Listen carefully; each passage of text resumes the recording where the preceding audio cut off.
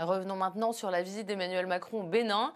Il y était hier et il a évoqué avec le président Patrice Talon les problèmes de sécurité, l'économie, mais aussi la Russie. Emmanuel Macron l'a accusé d'être l'une des dernières puissances impériales coloniales. Reportage sur place avec Kevin Sonsi. Le président français Emmanuel Macron est reçu dans la matinée de ce mercredi par Patrice Talon, président de la République béninoise. Au palais de la Marina, tapis rouge, salut militaire, tout est soigneusement mis en place pour accueillir la délégation. Poignée de main et sourire aux lèvres, les deux présidents se dirigent enfin vers la salle d'audience pour un tête-à-tête. Quelques minutes plus tard, c'est la galerie d'art bénin qui accueille Emmanuel Macron.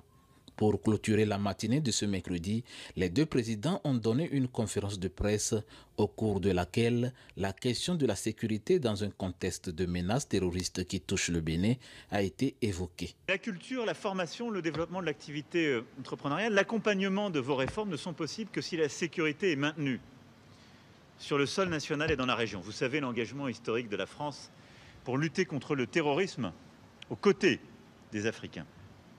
C'est pourquoi nous avons échangé avec le président sur la situation sécuritaire.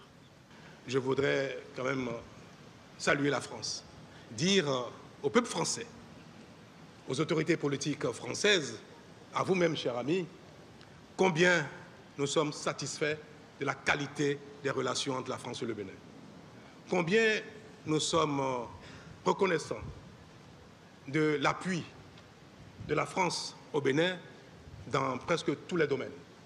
Et combien nous espérons que cela va s'intensifier toujours dans un environnement, dans un cadre de coopération décomplexé et à la satisfaction des uns et des autres.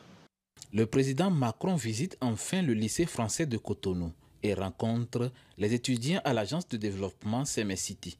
Cette visite du président français au Bénin est le signe d'une belle amitié entre le Bénin et la France. Elle va permettre de renforcer les liens de coopération entre les deux pays. Et pendant la visite d'Emmanuel Macron, la justice a décidé de libérer et de placer sous contrôle judiciaire 30 militants de l'opposition. Ils étaient en détention pour des faits commis lors de l'élection présidentielle de 2021 qui avait suscité de nombreux troubles dans le pays. Parmi eux, un ancien ministre et une activiste très connue. Sergueï Lavrov clôt sa tournée africaine en Éthiopie. Après l'Égypte, le Congo et l'Ouganda, Sergueï Lavrov poursuit sa tournée africaine.